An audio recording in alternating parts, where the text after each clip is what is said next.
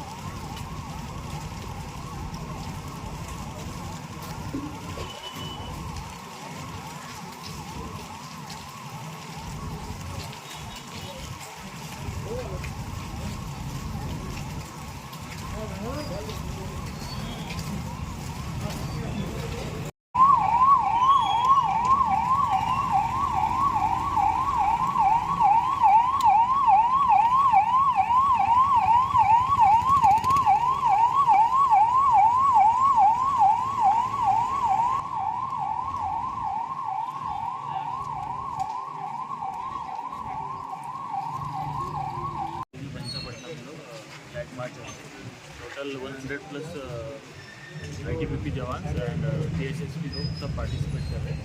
तो main purpose इसका election का ही फोकस है।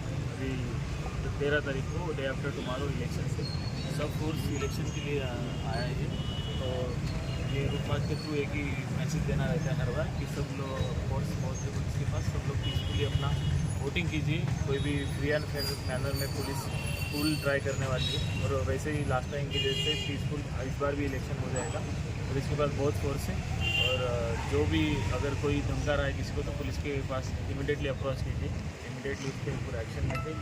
और जो भी आपको इलेक्शन में कुछ भी पैसे दे रहा है या फिर कुछ भी ऐसी चीज़ें दे रहा है जिससे आप कोई इन्फ्लुएंस हो रहा है, इमीडिएटली पुलिस और एमसीसी टीम को कॉन्टैक्ट कीजिए। आज हमारे साथ इधर अश्विनी साहब आए हुए आईटीबीपी के कमांडेंट कंपनी कमांड में, तो वो भी बात करते हैं।